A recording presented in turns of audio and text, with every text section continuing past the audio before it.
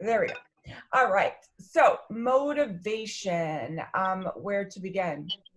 Well, motivation is one of those things that is like a slideshow, and really that is the best way to describe motivation.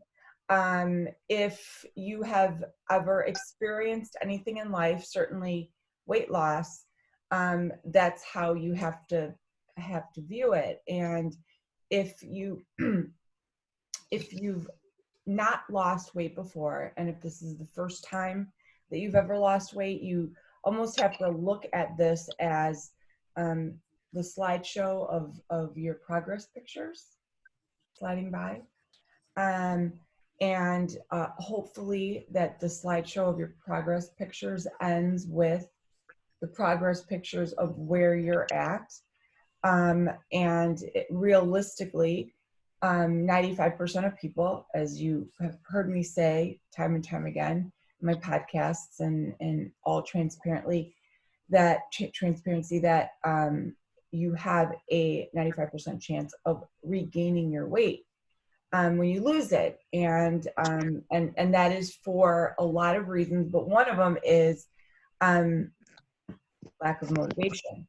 So if you can get ahead of this, just like you would get ahead of pain after an operation or anything else, if you get ahead of it, you can avoid it from taking you down.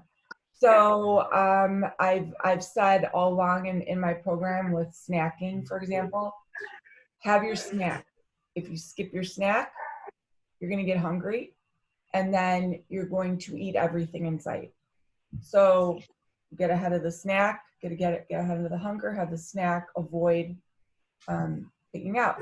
So this is how you can ignite your motivation. And that's exactly it. You are going to notice when it is disintegrating and literally throw fuel into it, ignite it, keep it burning. And just like a fire, it's not going to always be at full blazing form. And it's going to have its highs and it's going to have its lows. But really, the best thing to do is have it be like a nice mainstream fire. Um, and if your motivation can stay that way, then it will be perfect. And despite what you think, before I continue this, despite what you think, when you're looking through social media, and when you are at the store and you see somebody with the most amazing um, physique, who appears to have their act together with all their organic everything in their cart, their motivation is not at its peak all the time. Everybody has their highs and their lows. The only thing different with somebody that holds their goals together is that they know how to never let that flame go out, and that's part of what I have to teach you. And this kind of comes in towards the end of the program, and as you can see, being the 11th week of the program, I have what? How many of you here? 5. How many people chimed into that first Zoom? Like 60. So that is parallel, uh, like parallel to exactly this. And I should almost play this and force people to watch it that first week, because it will all make sense. So what is the big picture in motivation? The big picture is being able to see the end. And whether you are here watching this live or you had to watch it taped, seeing the big picture is going into this with the headset and the mindset and the soul set that you are going to finish this with what your biggest goal is in mind. And you have to erase the fact that you're doing it for the day-to-day. So people that get on the scale each day and fixate on that number the next day will fail. So always think of that big picture. As frustrating as it gets, think of that big picture. When you were pregnant and you were having a really awful third month in with the morning sicknesses, you were able to focus on that end prize. Or when you were studying for a doctor studying for his medical boards, and it hasn't had sleep in years, he's able to keep his eye on that big prize. This goes on. So you have to always think of that. And now, as you guys, no matter if you've been with the program for 10 years or 10 days, you have to be able to keep your eye on why you're doing this. And you can't be derailed when you have a bad week or a bad 2 weeks, when the scale doesn't move. And I oftentimes spend days coaching people on why the scale didn't move for a week or two. And nothing's wrong. Your body isn't going to lose weight every single day. And so people will quit when that happens and not give the big picture a chance. So let me ask all of you, and since we have a small group, we could kind of have this be a different format. In your opinion, just a yes or no, if the Olympic athlete were to quit in the middle of every season that he were having a bad season, would he make it to Olympic trials? No. Nope. I mean, and that's a granular level, but yes or no, would you say that the day-to-day scale fluctuations is something that could very possibly derail you because of the lack of movement of the scale? Yes. I'd say yes. And I know we're supposed to weigh every day, but for my own mental, I really do it Mondays and Fridays. Mm-hmm. Because otherwise I would probably give up, to be honest. And so that's a strong yes. Yeah. I have to say that I found weighing daily motivating. Yeah. Too. Same with me. And I feel like, and I never have fixated on the number. It's always how I feel and how my clothes fit. I don't care what the number is. Yeah. Yeah. And that's what I'm really trying to teach people is how you feel.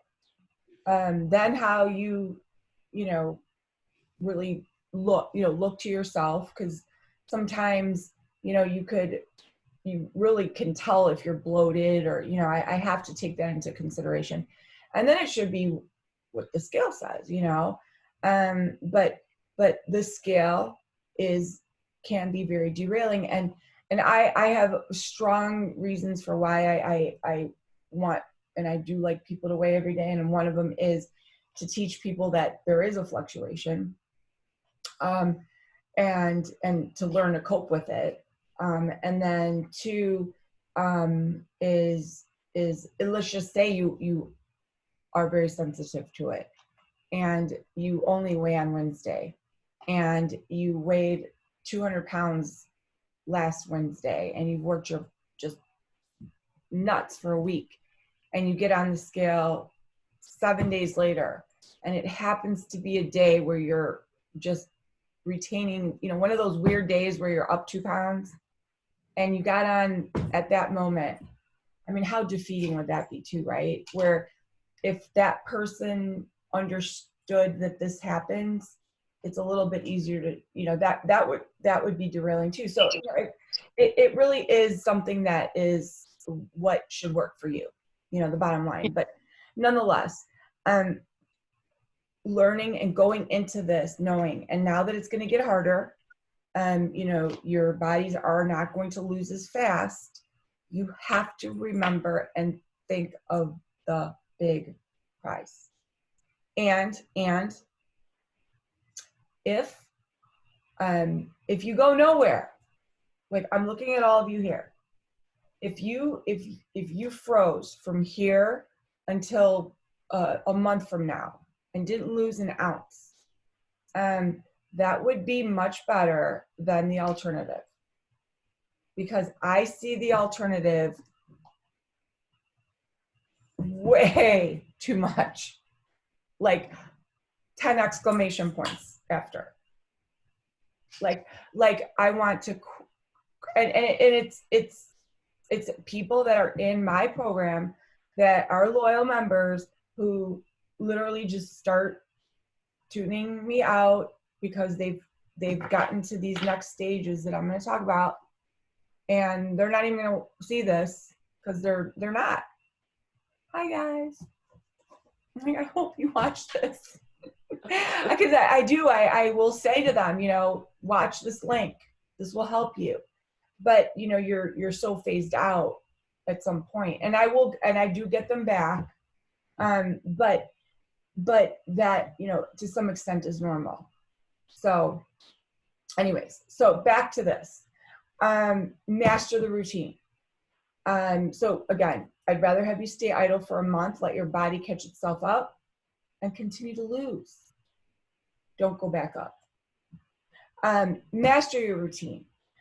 So once you establish the big picture, you are better off mastering one thing at a time than trying to juggle 17 things at once.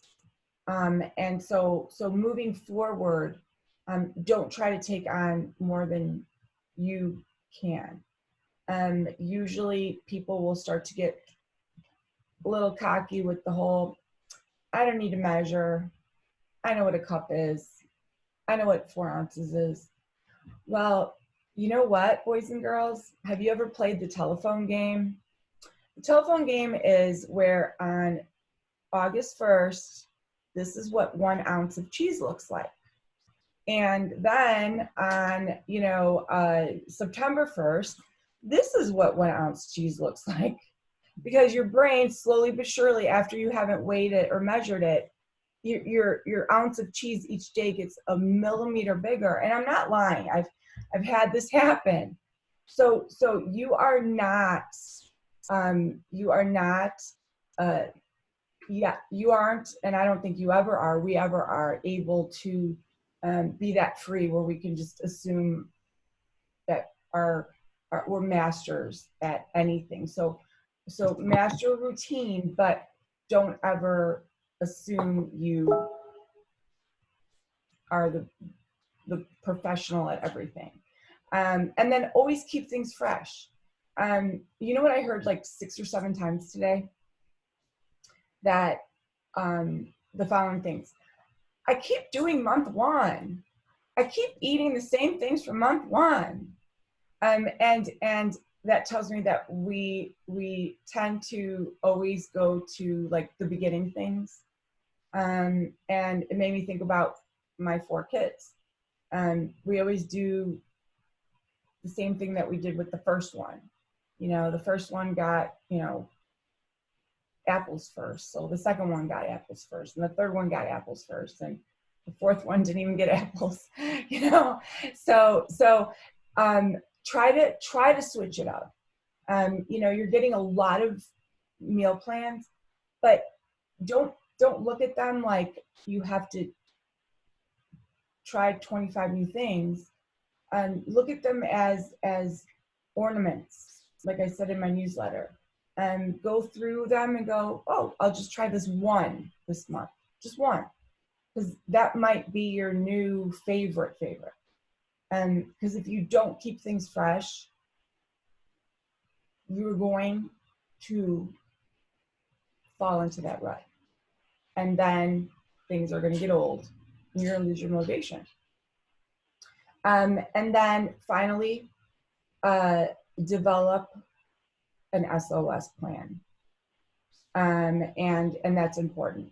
So when you feel yourself falling out of that motivation and you're starting to go, not working out, I haven't gotten on the scale in 2 days, I just ordered pizza, you need a plan. Like, you know when that's happening. Don't keep doing it. Your plan should be something that you know you'll do. For all of you, it should be text Irene. Like, and I have people do that all the time where they're like, and today, perfect one. You haven't heard from me in a week. I'm just not motivated. That is a help me plan. I just want to let you know, I'm really sucking right now. Just haven't worked out in a week. I mean, tell your spouse. Set an alarm, something that will make you snap out of it. Because otherwise you won't. My emergency plan is this, and I'm accountable to it. I will allow myself 3 days to not weigh. And I just don't break it. I'm able to do that. And the last time I didn't, I gained 25 pounds. That was punishment enough. So, and I have literally, and you guys can think I'm crazy, I don't care. I have literally had a full-on conversation with myself in the bathroom. Like, yes, you are. Get in there. Today's day 4. And I mean, I will do that because that is my deal with myself. Whatever works. So you need to have that SOS plan. And when you're starting a program, maybe establish that with somebody, with your buddy or with yourself. Okay. And then finally, I just kind of want to tell you that what is normal, and then I kind of want to have just like an open chat session with you guys about like knowing where your final goal should be for weight loss. The phases of motivation, because understanding them helps you know where you're at. So think of a wheel. The first stage is, or think of a mountain rather. The first stage, and I actually have it here. The first stage is the hype. So the hype is on your way up. Literally, you're climbing up the roller coaster. During this stage, you are so excited. You are so nervous. All the new people that are starting are just delirious right now. This happens whether you are getting married, going on vacation, buying a house, having a baby. This is the most exciting part. This is the part where you are literally at your peak, invincible. So this actually is a really good point to emulate this point of motivation. And if you think about when you first joined, how motivated you were, this is a really good place to be in. This time's going to be different. I'm going to do it, right? It's like, gosh, why can't we bottle that, right? So think about that. Then there's the honeymoon stage. I'm going to share my screen so that you can see this.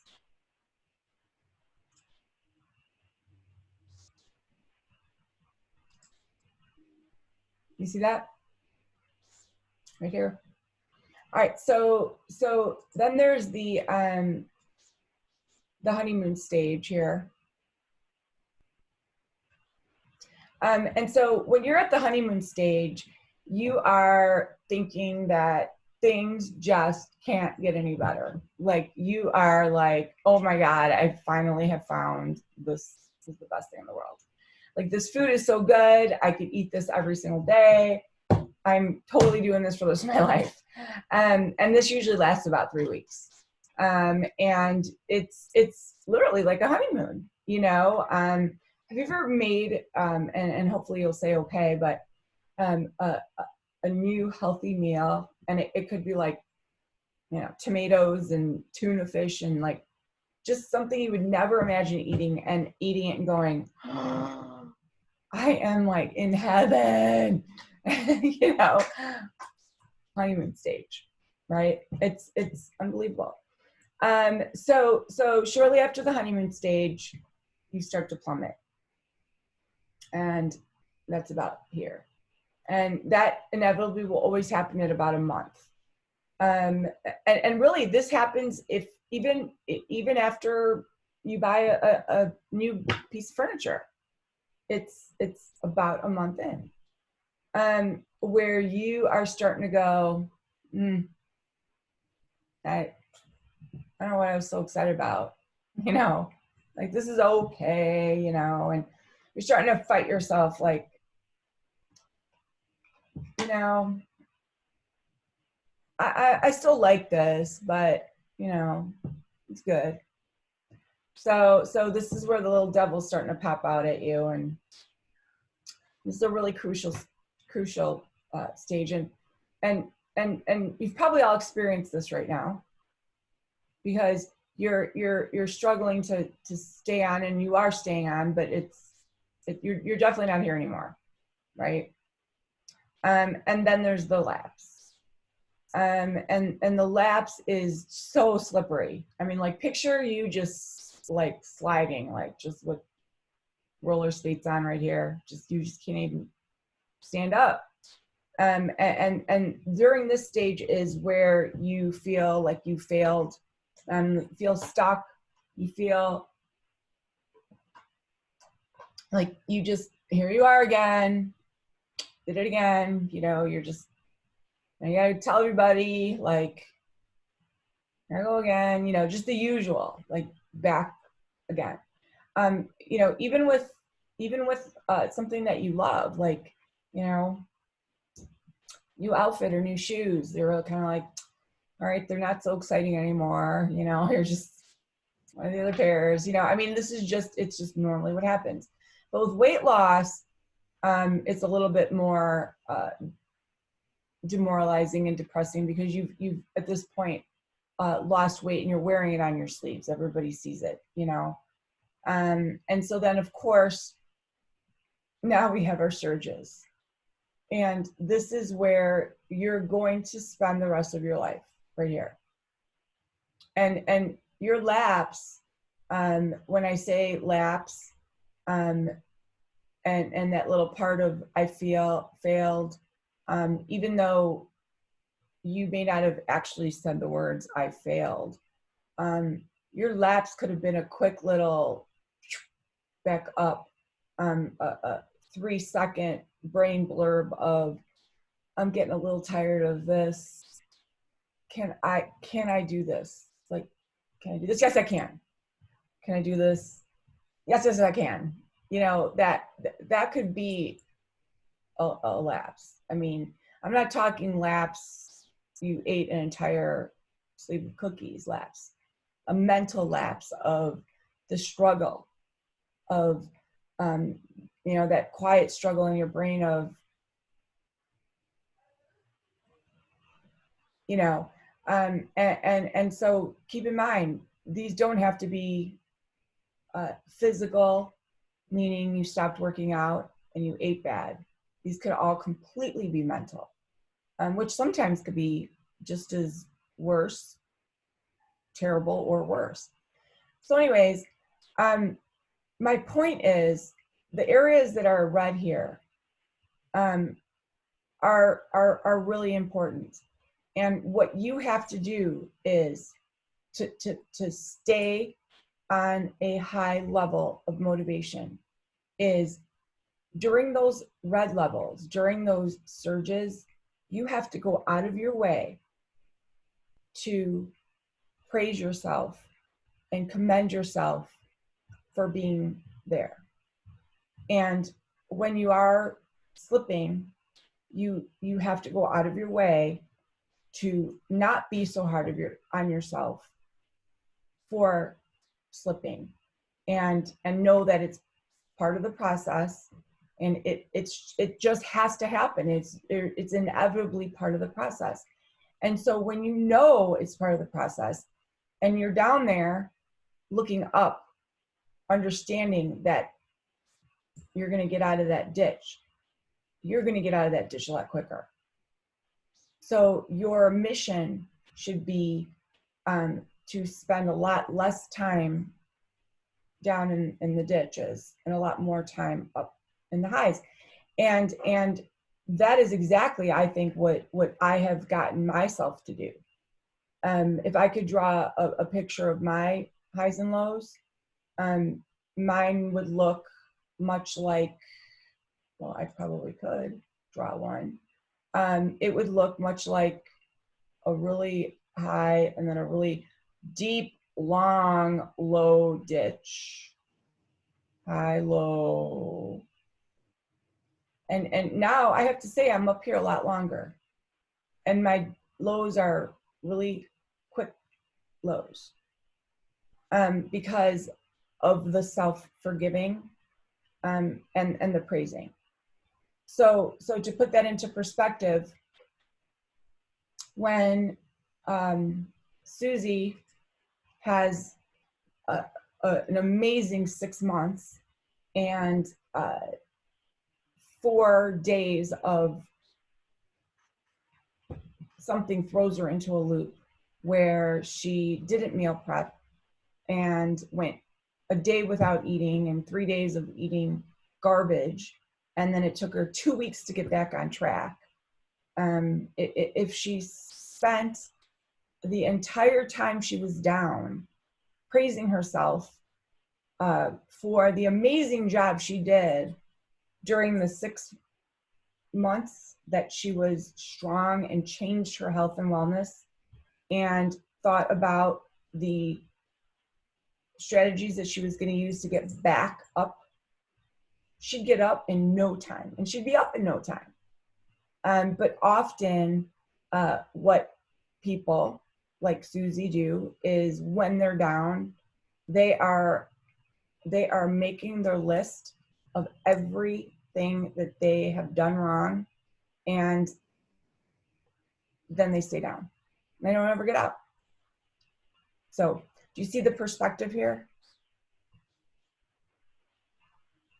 So, questions? I don't necessarily have a question. I just wanted to kind of share that I live in Texas, and my oldest son lives up in Illinois, and we went up to help him get his house ready to put up for sale. And long days. I was so off the wagon, it wasn't even funny. But the second we got home, I held myself totally accountable for what I did up there. And I'm like, okay, get back on track and whatever. And I was lucky, I only gained 3 pounds when I was up there. But I was able to lose 2 out of the 3. So, that made me feel a lot better because I worked out, drank a lot of water, started eating, the way I was, I should be. But yeah, I mean, I get back and motivation totally was like, okay, you knew you did wrong, smack myself, kind of a thing. And because I have been having a lot of motivational issues. It's like I'm eating good, but I don't want to go work out situations. But so I kind of needed that kick in the butt to get me out of the, kind of a situation. Yeah. It's that outlook, you have to have that big goal, that prize in mind, because oftentimes, and I do this all the time, and people will laugh. People will text me and go, I've lost my motivation. I'm done. I'm giving up. And then I'll go, okay, so what are you gonna do? Like, where are you gonna go? Like, what is your option? So you're gonna stop and then you're going to give up, and then you're going to gain 20 pounds. Like, that's gonna make you feel better. And like, you know, when you put that into that type of perspective, you have to laugh, you know what I mean? But you're like so mad you want to give up. But where would have that gotten you, Jen, if you would have done that? You know what I mean? Essentially, that is what we do. But Well, yeah, totally. it gets you. And then I think that sometimes, and I don't know if it's because the group was really big and now it's down to nothing, is, and I remember years ago going through this with you, I know everything. I know everything. I know how to do everything. And, you know, and then you're like, they're gone. Because I think they feel that, like, I know what I'm doing. I don't need, you know, support group. I don't need, you know, to tell, you know. So, and I don't agree with that, because I feel that it's important to be on these Zoom calls. I think it's important to just maybe just put some kind of silly, stupid stuff up on, you know, the Facebook kind of thing, but not like, you know, you still need that support. Like I posted the other day that I found, you know, tuna, and then now they have like flavored stuff, because, you know, you get bored of plain tuna, and the carbs are the same. It's only, I think, 20 calories more than plain.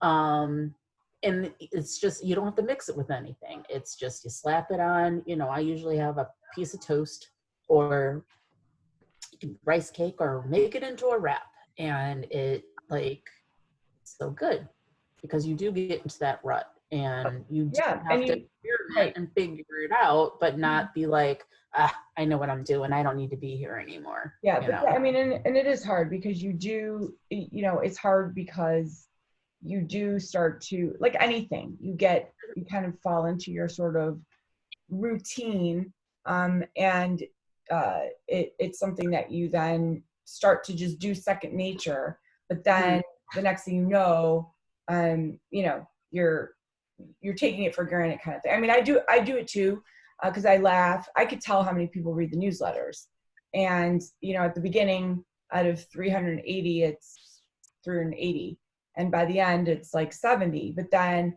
I'd be a hypocrite if I would get upset, because I don't even read my own kids' teachers' newsletter sometimes. So, you know what I'm saying? Like, people are busy, and so it, you know, I get it, but you know, it all falls in with the motivation, though. If the motivation wants to stay high, the weight will keep coming down, and when the weight keeps coming down, the motivation will stay high. So I think the two go hand in hand. If you are not losing weight, you're going to lose your motivation. Don't you agree? Yes. Yeah. So in order to keep your weight coming off, you have to keep your motivation high. You know, it's a catch-22. You know, it's a total catch-22. Anyways, any other questions? I have a question. Yeah. How would we know, I guess, what our goal weight would? Yes. Rachel asked me that today. Goal weight is a very hard question, because one, you don't know what you're going to be like until you get there, and you might associate a certain weight that you once were, you know, in high school or when you got married. But our bodies change as we age, and we have different amounts of muscle also. So your non-muscular 30-year-old self compared to your muscular 45-year-old self, maybe two completely different types of people. So the only way to know what your finish line weight is to just get there. And just like I say, when people start my program, there is no start and there is no end. So my answer to that is just keep doing what you're doing, and you'll know, like you'll get there, and you'll have a sense. So like Rachel, you've got to be close, right? I'm basically 6 pounds from what I wanted to be my goal, but I don't know if it's realistic. Okay. But I'm like that. I plan on just doing what I'm doing and continuing to do what I'm doing. So Right. it's Right. So what typically will happen is, keep doing what you're doing. It's a really kind of touchy subject because it's also preference. You might like yourself to have, be a certain size. You might want yourself to be it's a matter of preference. However, if you start losing too much muscle, like I've had clients get to the point where they start getting too thin, they will usually come to me, or I will address it and be like, there's a certain weight where you're starting to get too thin, but typically there's no way of knowing until you actually get there. Does that make sense? Yeah, I get it. Yeah, I mean, you can't go by the charts. And then, if you're somebody too that had a goal weight to lose 100 pounds, but yet that you could still lose more, that's such a huge goal that why stop there when you get there? Because when you get there, you might go, you know what, I want to keep going. Or you might get only halfway there and go, you know what, my cholesterol's fine, my blood pressure's fine, this is so sustainable for me, I'm going to stay right here and then in another year go by, you might decide to start losing 50 more pounds. Do you get what I'm saying? Yeah, makes sense. Yeah, and I will be happy to address, obviously, one-on-one too with stuff. So, okay. Yeah. And on that final note too, I've had some people lose weight, get to a healthy weight. Like I'm talking, from 195, get to like a 145, totally healthy. The next year, drop another 10, totally healthy. The next year, gain back 5, happy as a clam. So it's again, how you look, how you feel, how you look. Did I just say how you look over how you feel? I did not. It's how you feel. Mm-hmm. For sure. It's how you feel. Rachel, my thing, and Irene knows this about me, I'm not an everyday wear. I'm usually a 1 to 2 times a week wear. I'm also not one that's gonna be like, okay, my goal is 25 pounds. My goals were always 5 pounds and then another 5 pounds or 10 pounds. I never wanted, I was very intimidated in like, okay, I want to get down to this number, and it would freak me out because that in my brain was, you're not going to get there. You're not going to get there. So I set baby goals. So after, 180, 175, I have, right now I'm stuck and it's driving me nuts because I want to get below the, where I'm at, and it's frustrating, but I just find it easier to make small goals instead of like the big picture goal, because like I said, your brain tells you, well, you'll never get there. And I think it just plays a trick on you. So I just find that works for me. And but you got to find what works for you. I mean, if you're in fear of that you're never going to lose these next 6 pounds, then look at it as, well, let me try to get 3 off. And then, maybe you can get 3 more off. And just, like, I just never tried to. And too, it also too depends as well, Rachel, with your lifting and stuff. You know what I mean? The muscle and everything else. Yeah. So, does anyone else have any questions about motivation? I don't have a question, but I would say I like your reminders, because last week I remember I weighed myself and reported it. I've been weighing every day and I reported it. Yeah. The next went away, and I was like, I don't know if I read the scale wrong yesterday because it was up 0.8. And I'm like, oh, maybe I did. And you wrote back, no, more water. And I'm like, oh, yeah. You know, so I mean, those types of reminders are good because then I'm like, yeah, okay, that'll things moving in the digestive system, right? So sure enough, like an hour later, I went to bed, I probably just dropped the 0.8. See?